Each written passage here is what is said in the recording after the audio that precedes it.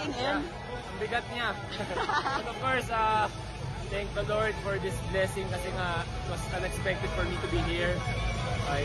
God sent me here for a reason, so just very grateful to God for nandito ako ngayon. And of course,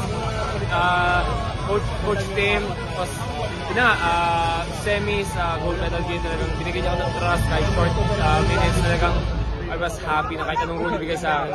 Talagang namin ko na akong encouragement kay Coach Tim, kay Boss Al Francis, kay Coach L.A. at kay Coach Chard. So, very grateful ako sa kanilang lahat. Aminin mo na, naiyak ka when you felt the gold medal, when you saw the flag being raised.